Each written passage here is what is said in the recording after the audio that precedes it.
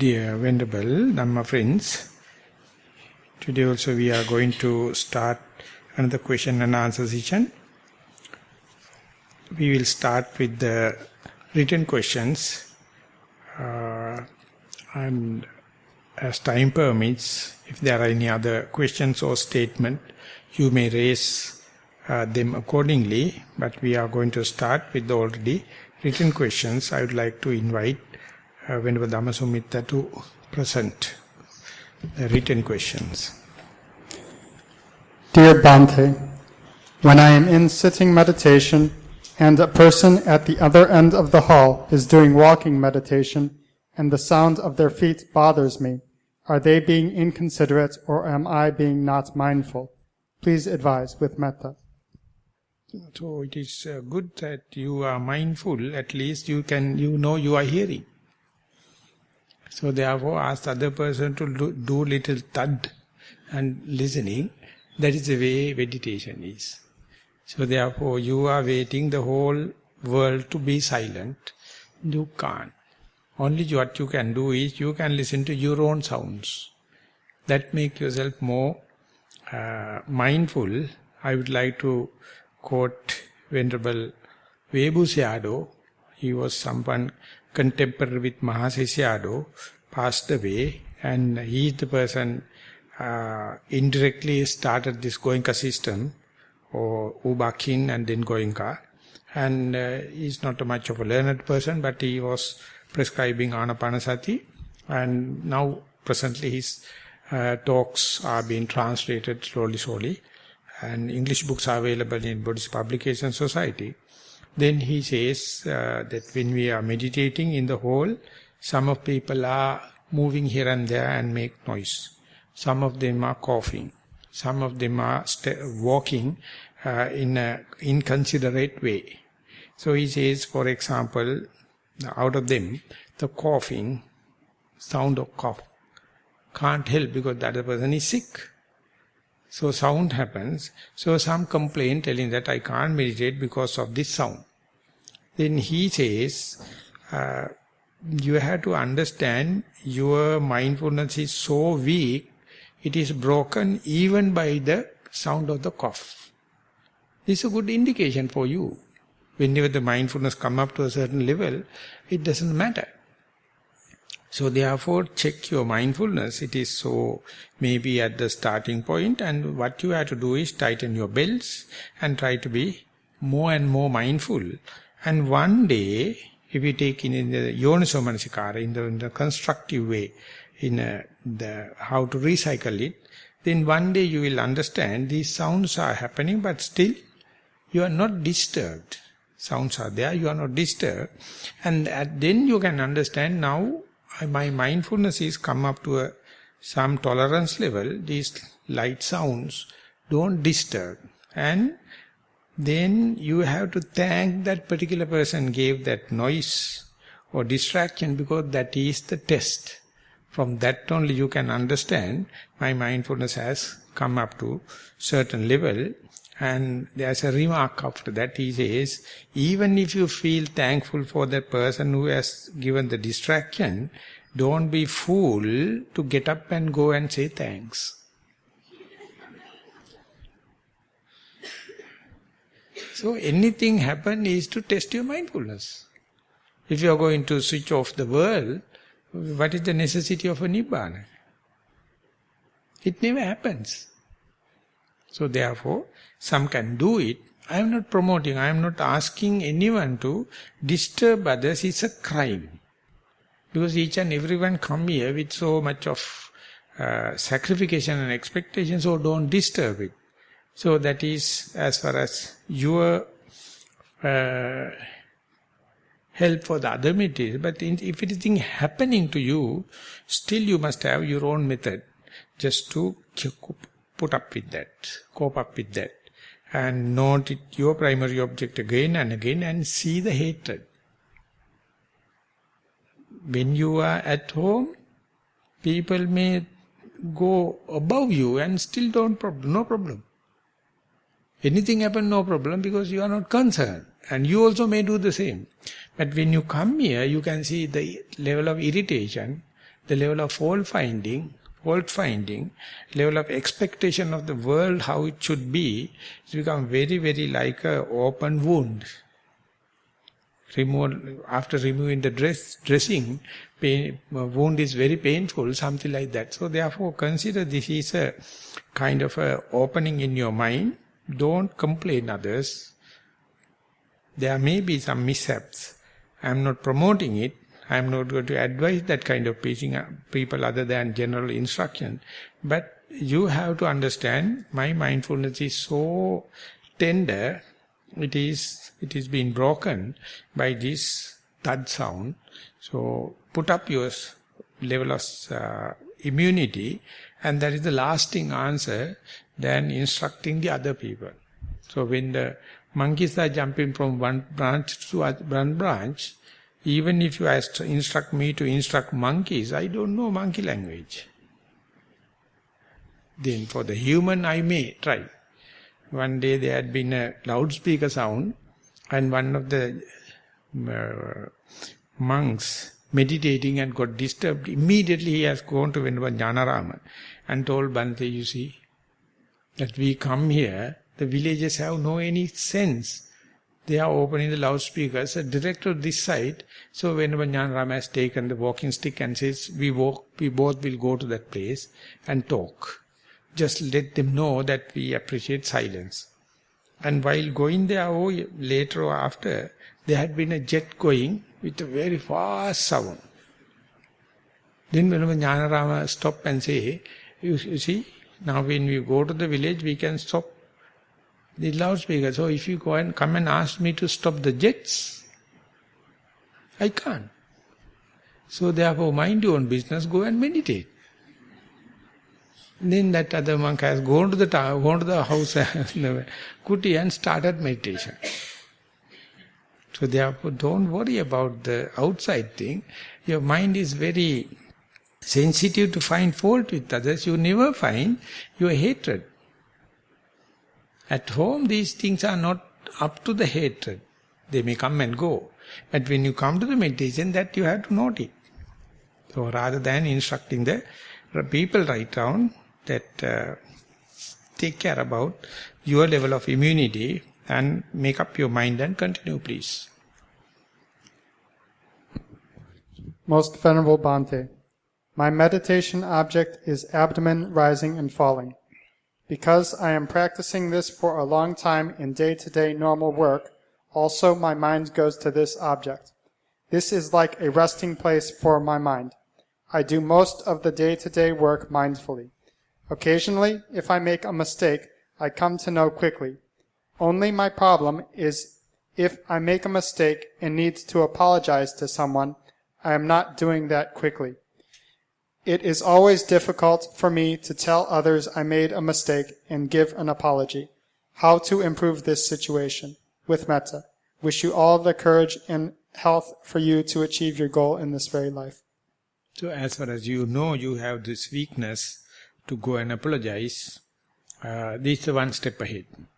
And writing to audience like this, another step ahead. So therefore, see that you know what to do.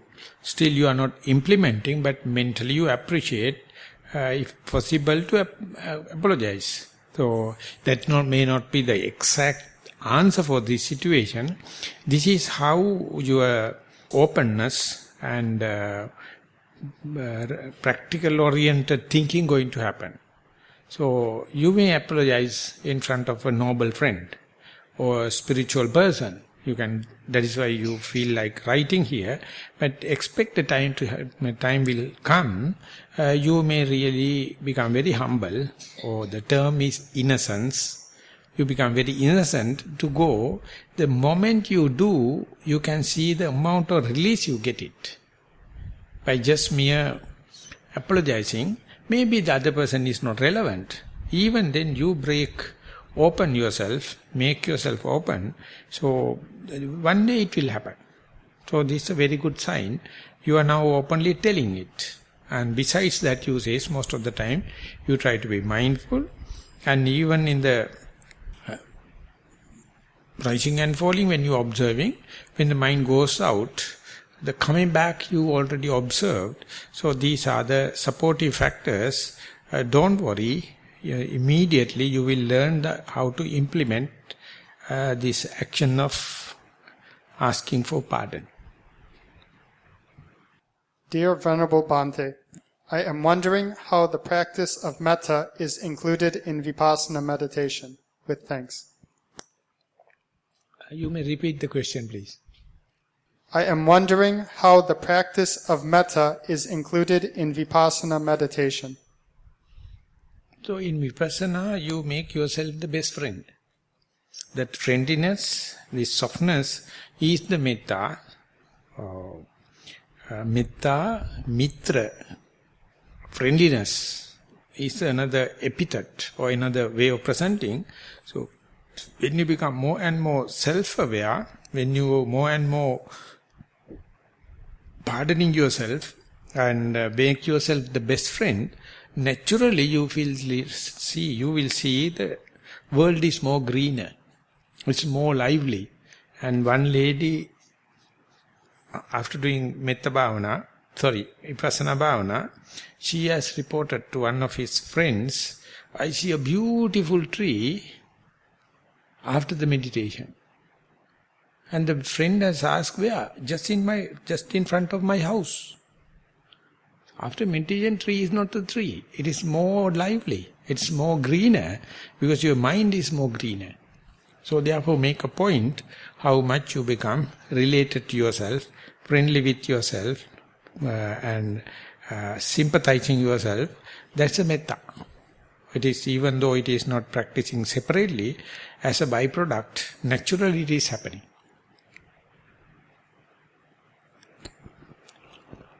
Dear Bhante, when doing sitting meditation or walking meditation, the mind is calm. No karma arises from kaya, mind, cetana, or word, vachane. If one cultivates this daily for about 4 to 5 hours, will one's past karma be extinguished? Ahengsi? Please explain. So you are 24 hours you are collecting karma, and 24 hours you are going to do away with karma. Just put into simple arithmetic. If the question I got correctly, you take care about the 4 hours and there is no much of repercussions and accumulation. But mind you, 20 hours behind left over, and during that throughout you are accumulating karma. It's a good. Better than something is better than nothing. So now you have to understand how can you make that 4 hours to 5, 5 hours to 6, 6 to 7. That is the way good must be better. Being in the good, you must always try to be better. And then the person who has never started, when compared to that, you are better off. You can expand slowly because you have already started. So therefore, don't calculate in that way. Just put in the simple arithmetic. How many hours you are unmindful, or according to the letter itself. How many hours you have no accounts, bookkeeping. So this, the broad opening for karmic forces and other things to happen. So take care. Or expand this 4 into 5, 6, 7, 8. Dear Bhante, my primary object is to be mindful of my body on the ground, sitting posture. After some time, body touching the ground becomes as if my body is in a cloud, and again mindful about my thoughts. Is there a way I need to improve my mindfulness with metta? So when you come to the body, if you can be aware, as far as you know the body posture, you have doing away with the rest of the world, the past, future, other places and other people. So enjoy that. You have the ability, you have the potential to be mindful in your body, and when that happens, the border or your boundary is your skin. Away from the skin, you have completely forgotten. You are with the inside the skin. So in and out boundary is your skin. And while being there, see what is the most active part, or what is the most prominent part, what is the most conspicuous part, to indicate that you are living. Maybe the lower part of the body that you touch. Or sometimes you may see the breathing up and down and in and out in the upper part. So select the most active part and confine the attention, mindfulness to that active part, and then you are ready to give up the balance of the body also. And when you are going to pinpoint where the signal is coming, touching the bottom area or rising and falling or breath, more and more you go to that particular concentration, confining, mindfulness is very sharp, and you may be reducing the boundary, in and out boundary, to that particular tiny point. That is what you call one-pointedness. So therefore, when and where mindfulness established, try to go for one-pointedness, so that when you are fixing a lens against the sun and keep a piece of paper and move up and down, when it's come to the real focal point, the paper will get burnt. When it's moving up and down, it is not. So likewise, you have to understand, once mindfulness is hit, where is the one-pointedness, where the burning quality is happening. So you have to adjust. Then you are ever engaged. You are sharpening your mindfulness and become one-pointedness, and that is what you call the concentration. So therefore, when and where you become mindful on your body, try to sharpen according to the rising object towards one-pointedness. And early stages you have to do some directions or adverting of the mind, but later it will learn that. So that is the point you have to sharpen. Most Venerable Bhante, thank you so much for guiding me to correct my mistakes. After your advice, I realized that I built up a hatred towards myself whenever I get my sneezing problem. In addition, your advice of not to react to anything during the meditation and be prepared was also very helpful. Here's my report. Started watching the breath and noted the breath becoming subtle. Head slowly bends towards my body, and bending takes place with each out-breath. Then I raise my head slowly, mindfully, and silently, and noted that a long in-breath takes place automatically while raising the head. This bending and straightening happening about 3 times, and then I come to a very calm state. I get opened up to a white screen-like thing, but still I notice my breath. On and off I hear sounds, and my inner chatter goes on mainly on noting the points for the report. During this time, I get vibrations in my head, and with vibration I'm opened into a state where no more feeling of the breath. However, this is only for a few seconds, and then I revert to the blank screen. I get jerks in my tummy, needle pricking sensation on my toes. The sitting was for a little more than an hour. Please guide me to continue the spiritual path. Thank you and much merit to you. May all your desires be fulfilled in this life itself. So it's a kind of a transitional period, very, very dramatic and very, very enthusiastic, giving so much of mental power. So therefore, at that stage, you must try to not to distract it or to give the maximum facilities or conducive conditions. In generally it says, when such a thing happen, don't change your feeding habit, sleeping habit, bathing habit, and association with unwanted people. Try to keep the mind and body as neutral as possible, natural as possible, so that as far as you can fix this variable, the progress is steady, steadfast. Whenever you get a stomach ache or some association problem with the others or some kind of sickness, so this trend will be hindered. So therefore, keep maximum health in your body, mind and the body, and that is the facility you can do. There is nothing you can do directly into this aspect, but indirectly give the conditions and the facilitate it just like a plant. You can't grow it, but you can give sunlight, or you can give water, and you can give good air, or remove the shades, or dryness. That you can do, but growing is happening. So only thing is, don't let it distracted. Give the full guardians of security as much as possible. Then the steadfast growth will continue. Dear Bhante, please let us know from where can we get the book In This Life Itself by Sayadaw U Pandita. Is there a Sinhala translation? Are we getting any Dhamma books at the end of the retreat with metta? That particular book you can find in the Asia publication edition in Buddhist Publication Society, or in the Wisdom publication in USA, and Taiwan. There are some free distribution books. So they have selected few places, and if you happen to visit these kind of places, you can find it. And there is no direct translation of this in this life itself. But I translated part of it in the same retreat, but some other talks, that is first written in Burmese, and then I translated into Sinhala. Me Atbav Hima, that is a Sinhala version, that you find in the Buddhist Publication Society. In the same retreat, not the same talks what you find in the book In This Very Life, but some other talks in the same retreat.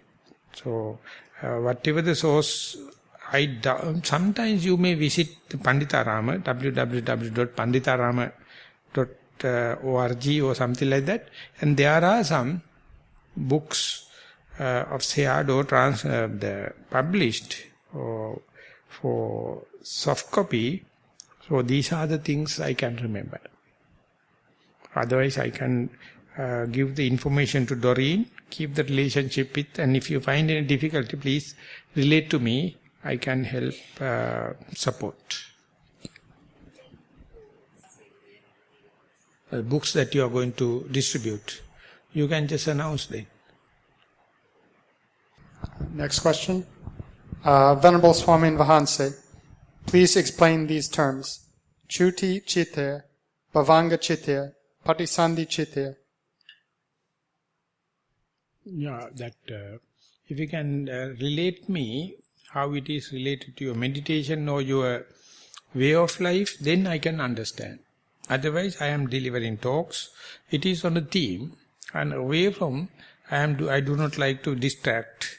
So the particular person can say the relevance or what is the relationship with these terms, then I can take it up. Not otherwise for the theory, for the sake of theory. We have selected Maha Sutta. It is not talking about these terms. So unless the particular person pinpoint the practical necessity, I do not wish to take everyone's attention on this kind of theoretical offshoots. Dear Bhante, in sitting meditation, I initially found it difficult to find in and out breath, so I moved to rising and falling of stomach as the primary object. That too wasn't easy. Later, as there were many examples related to in and out breath, I tried to come back to that. What is the right way to find the primary object? Is it okay to keep switching to find out with metta? Whatever arising is your primary object. Don't chase behind. I think we have informed and instructed maybe 10 times in this very retreat itself. Don't chase behind anything. What is arising is your primary object. Just explain what is happening. Or rather, we can say, just see I am sitting. So this is a kind of torturing, self-torturing, but whatever the instructions given, the particular person can't hear it. They are only searching that is torturing machine, or burning machine. So I try my best not to torture. So therefore please explain when you sit comfortably, calmly, what you feel, that will be a starting point.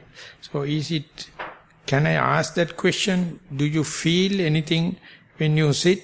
Please let me know, or write next day. Then that will be a good start, rather than asking the particular term primary object. That is a kind like it's a something like a cross. You are going to get crucified.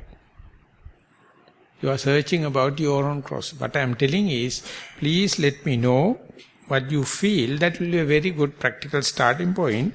Please, please, please listen to me. Don't be so adamant and try to crucify yourself. But anyway, even you are crucifying yourself, I am not affected. Dhammajiva is not worried. Dear Swamin Vahansa, while sitting meditation, breath disappears. Then slowly I noticed water coming out from my 2 nostrils like 2 waterfalls. Gradually felt water covered my whole body. While observing this for some time, no thoughts, in a calm state, without feelings, then suddenly opened my eyes. Please advise. So we had to find 2 rubber hoses and get all the garden sprinkled, so if it is real water. So otherwise you have to understand, so the things that mind is producing. So therefore that means mindfulness. You are in your body, you know what is happening in the body, which is a concept or reality. Whatever it may be, it is better you have forgotten and given the past and the future, forgotten and given up the other places and other people. It has come. So be friendly with your body, be whatever it is arising as and when it arises. See things as they are. Gradually, this one-pointedness will sets in. So therefore, continue the same. Most Venerable Swamin Vahansa, I wrote about my sitting meditation experience of very short spells of nothingness. Earlier, I was trying to see how long they lasted, and I guess I spoiled the experience. Now it seems to last a longer duration, and I note that no sooner I revert back, I experience the following. 1. A warm sensation coursing through the body. 2. Tingling sensations throughout the body. 3. A gentle but rapid swaying motion in my head and upper part of body, more rapid than my heartbeat, but I don't think I move physically. 4. Noises that were softer and far away suddenly seem to be happening just next to me. One interesting experience was the sound of the garden being swept downstairs. Suddenly, the sound appeared to be just to my side. Then it got back to the normal level. 5. The gums in my mouth seemed to tingle very prominently, more prominently than the rest of the body. These are the most recent experiences. I thank you for guidance, if any. Obo Hansata Thero Sadnai. So that whenever these things, tingling, heat, stiffness, if you can see without relating to your body, then you can see their natural way. For example, you feel the tingling in your gum. But instead you can see the tingling nature without relating to your body parts, then you can see the universality of these elements. But at the early part, definitely you relate it to your body. My leg is heavy, head is swaying, gums are tingling. But ultimately just see the swaying nature, the tingling nature, the heaviness.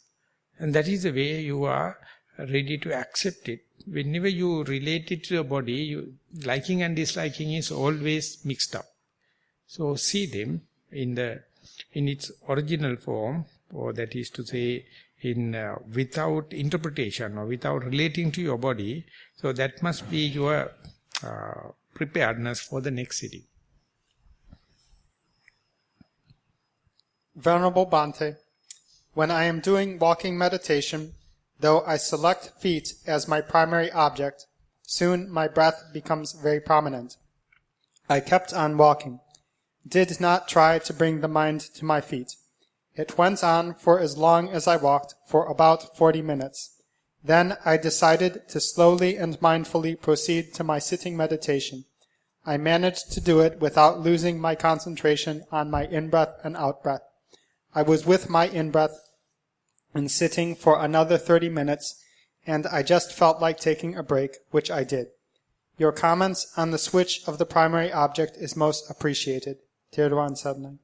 So that don't stop it at the 45 minutes. Try to walk 1 hour as much as possible. And sitting also, try to keep the sitting posture at least 1 hour.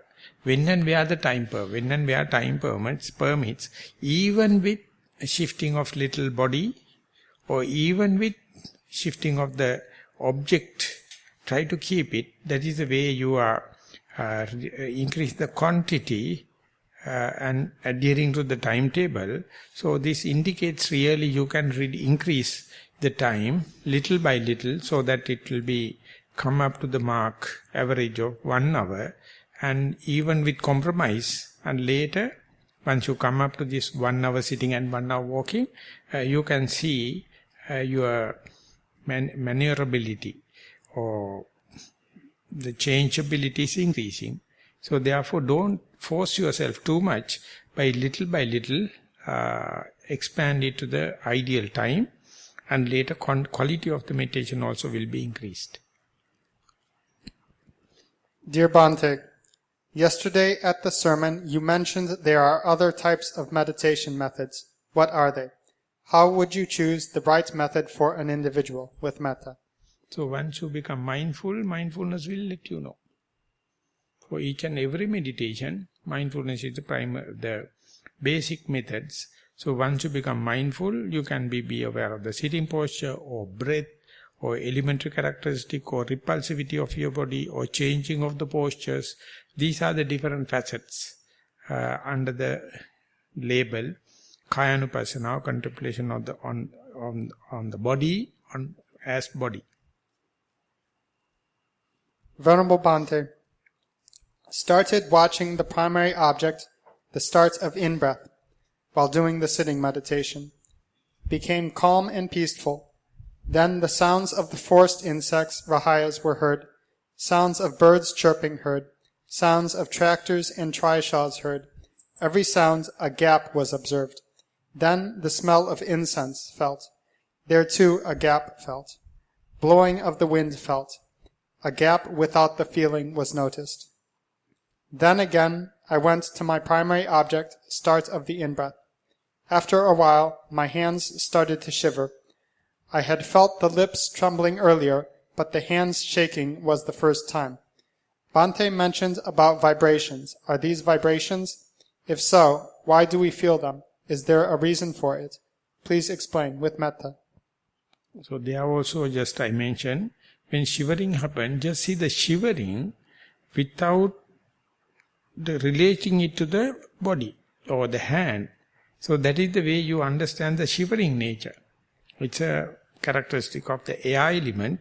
So our localized mind is always says hand is shivering or finger is shivering, the kind of a relation with the body, then the fear, likings and disliking can come and play. So just see the shivering nature.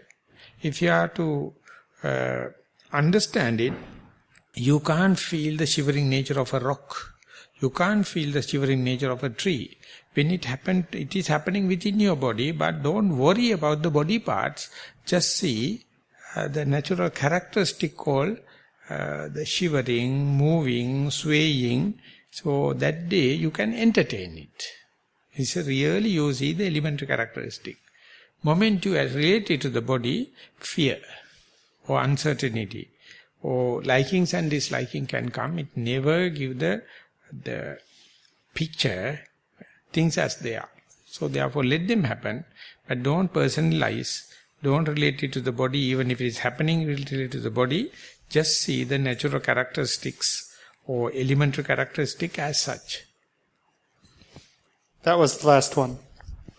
So we have spent about 40 minutes. If there are any other clarifications or any other questions or topics before going to the walking meditation.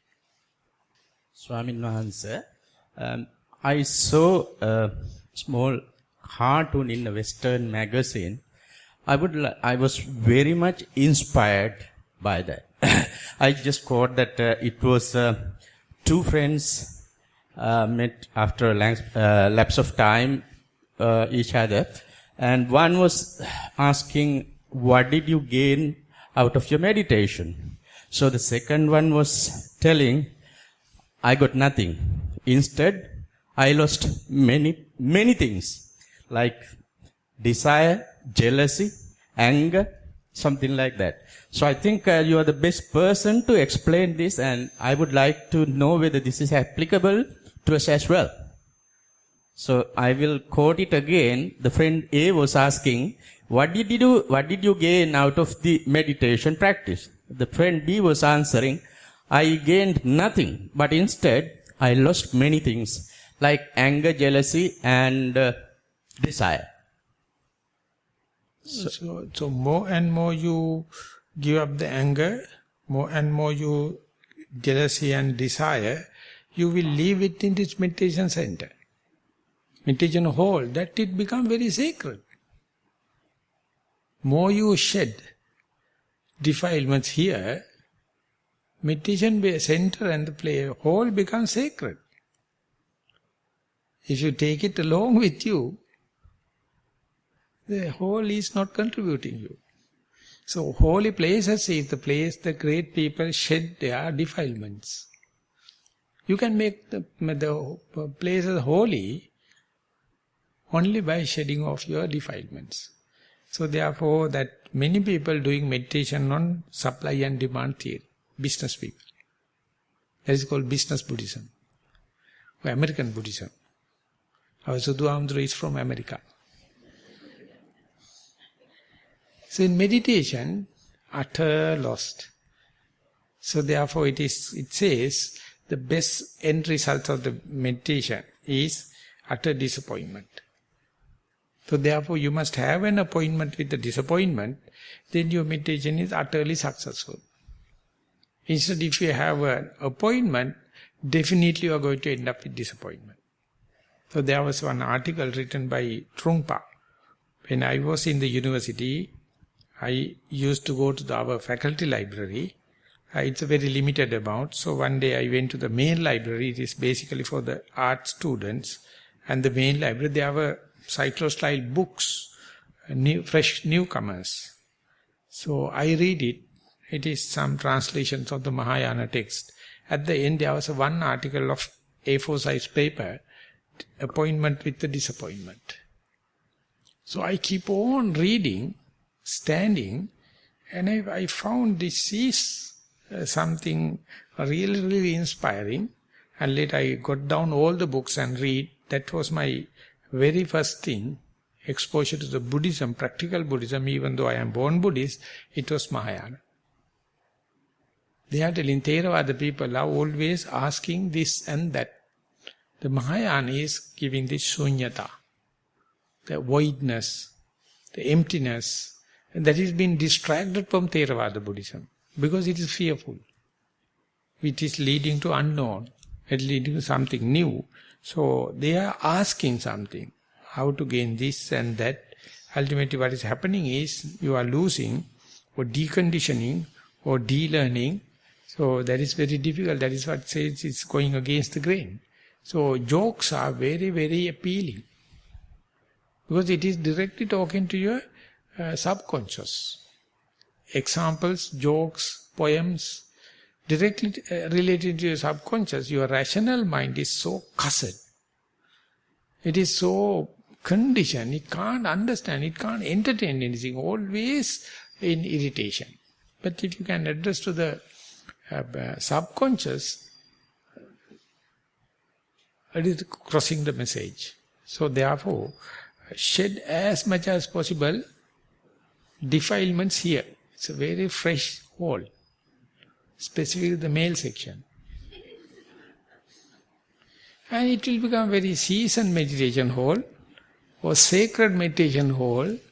You are not making sacred something by giving incense or giving flowers or giving oil lamps.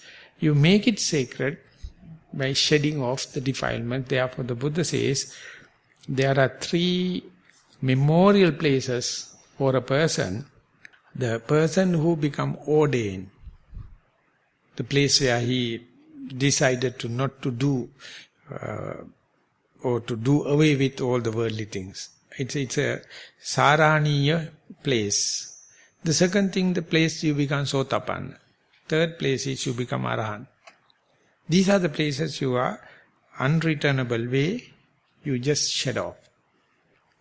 But the ordained people can be disrobed and kind of thing. But if it's a progressing person, wherever you ordain, that is a place you decide all your possessions and gains and fame you are ready to sacrifice. And the Sotapanna is a place, for the first time, your egotistic crux, the main thing, will shed. Just like a shedding off of your worn out skin. And the Arahantship is rest of it. But it is not being presented in this way in the Theravada tradition. They are expecting fame, gain, this and that. So therefore they are daily go back with desperation. So they are expecting something. So very difficult to sell this idea, to say meditation is to gain nothing, but lose many things. So who will come then for meditation? No one. Okay? So we have 1 hour and 10 minutes for walking meditation. With that announcement, I would like to sum up the question and answer session. We'll be meeting here again at 3 o'clock. Thank you very much for the participation.